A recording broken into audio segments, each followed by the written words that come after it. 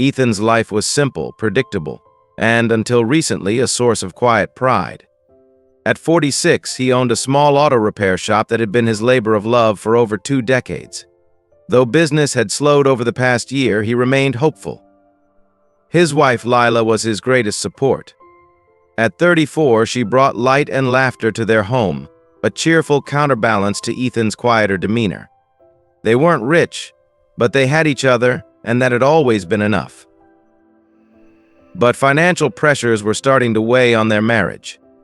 Ethan's once thriving business was now barely breaking even. Nights at the dinner table were filled with discussions about overdue bills and the rising cost of living. Then, one evening, Lila came home with news that seemed like a beacon of hope. She had found a job as a receptionist at a swanky downtown office.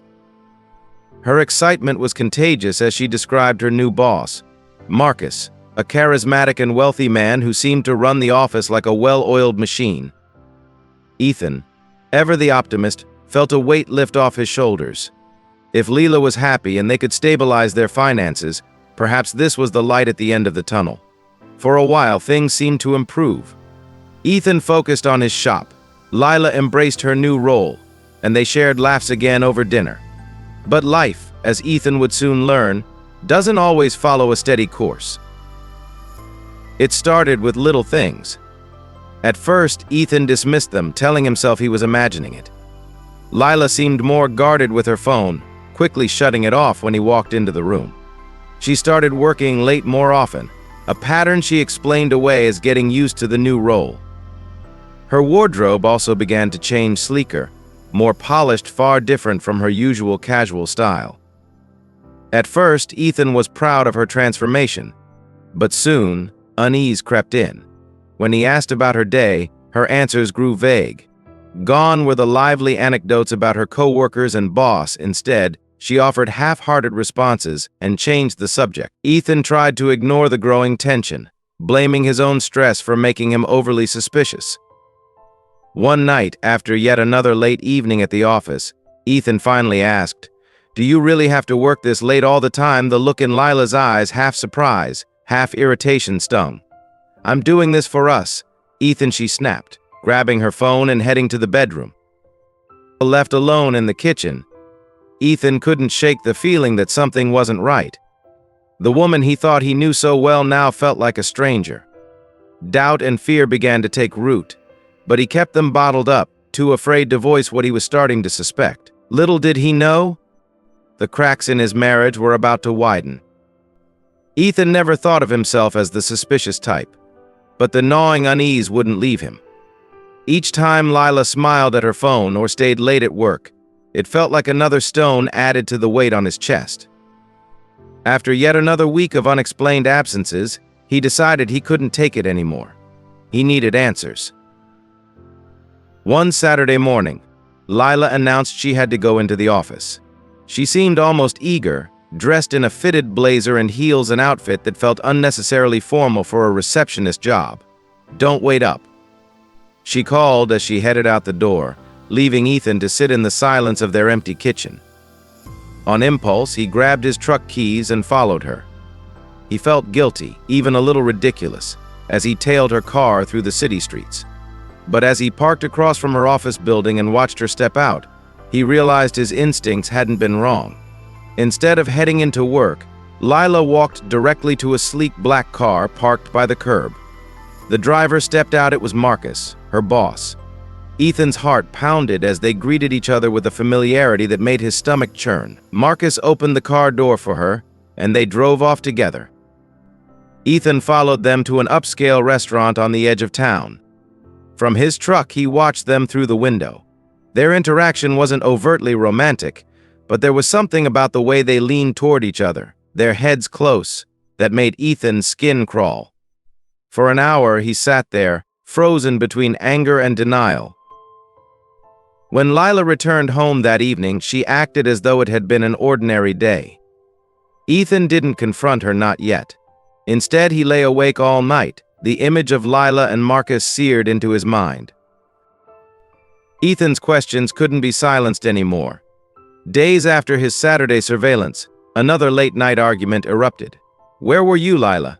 And don't say work. His voice was strained, teetering between frustration and desperation. Lila rolled her eyes and snapped, "You're being paranoid, Ethan. I'm exhausted from holding everything together while you sulk about the shop." Her words cut deep, but it was her tone, dismissive and cold, that stung the most. Before Ethan could respond, she grabbed an overnight bag and muttered, "I'm staying with a friend tonight. Maybe we both need some space." She left, slamming the door behind her, and Ethan stood there, stunned. Her absence felt like a chasm opening beneath him.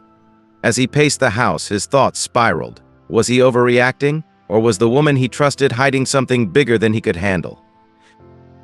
The next morning, Ethan was shaken out of his haze by an insistent knock at the door. Standing on his porch was a tall, striking blonde woman, her face a mix of anger and desperation. "You're Ethan, right?" she said sharply. "Where's Lila?" Ethan stared at her, confused. "Who are you?" "I'm Clara," she replied, her tone sharp. "Marcus's wife." The name hit Ethan like a blow. Clara didn't wait for an invitation. She barged inside, her heels clicking against the floor. "Your wife and my husband have been sneaking around. I know it, and I need answers." Ethan's breath caught in his throat. Clara's accusations tumbled out, each word confirming the suspicions he'd been too afraid to voice. She had seen changes in Marcus, too: his late nights, the secretive phone calls, the sudden need to travel.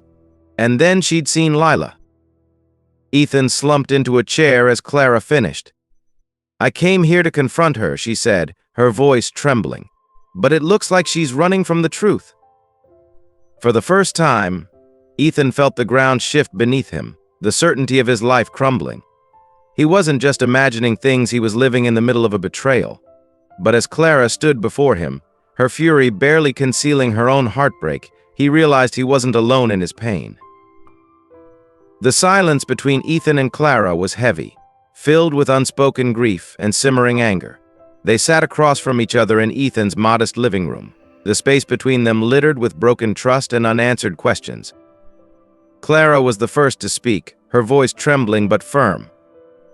"I've had my suspicions about Marcus for months. Late nights, excuses that didn't add up. And then I saw your wife's name pop up on his phone." Ethan swallowed hard. I thought I was imagining it. The late nights, the secrecy. She used to tell me everything, and now I don't even recognize her." As they compared notes, the truth became glaringly clear. Marcus and Lila had been using the same excuses, the same alibis, to hide their betrayal. The timeline of their deceit unfolded before them, each revelation cutting deeper than the last. "I don't understand," Ethan said finally, his voice barely above a whisper. "How could she do this?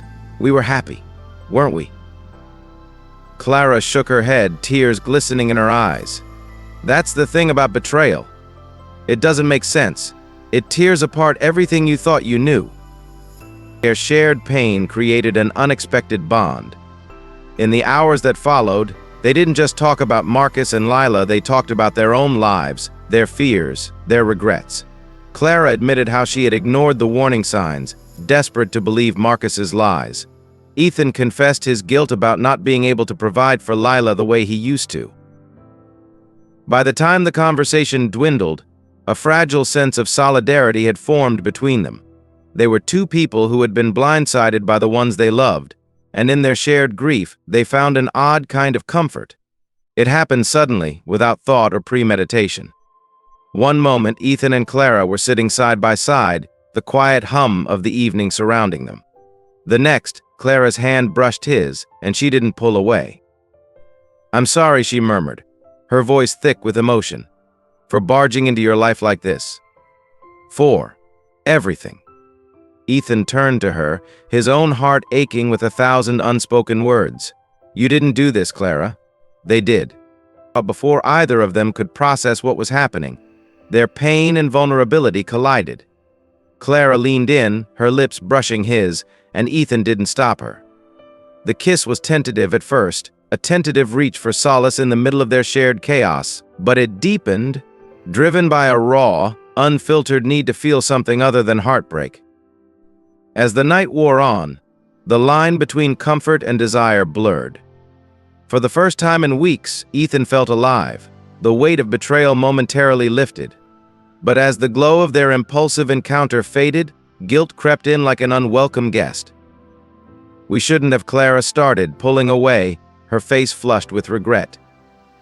"I know," Ethan replied, his voice barely above a whisper. "But it felt right," she finished, her eyes meeting his. Neither of them had an answer. What had happened between them was messy, complicated, and undeniably human. They were two broken people searching for a way to feel whole again, even if only for a fleeting moment. By the following morning, the guilt and complexity of what had happened between Ethan and Clara lingered in the air. Both knew their impulsive connection couldn't distract them from the reality they had to face. As they sipped coffee in the quiet kitchen, Clara broke the silence. "We can't keep sitting in this limbo," she said, her voice steady but her eyes betraying her uncertainty. "We need to confront them. Together." Ethan nodded, his jaw tightening. "I agree. No more secrets. No more running." They decided on a plan. Clara would arrange for Marcus to meet her, while Ethan would confront Lila directly. They'd compare notes and decide the next steps afterward.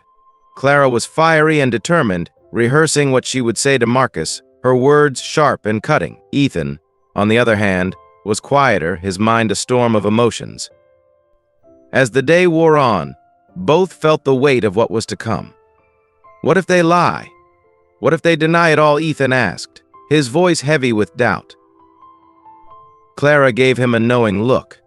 "Then we'll have to trust what we've seen, what we know in our hearts. Their words don't change the truth."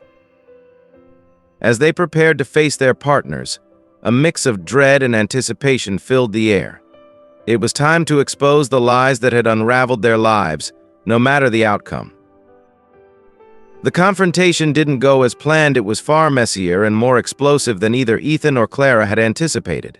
Marcus arrived at Ethan's home first, his polished demeanor intact, but his expression soured when he saw Clara standing next to Ethan. "What's going on here?" Marcus demanded, his eyes narrowing as he glanced between them. Clara didn't waste a second. "What's going on, Marcus, is that we know.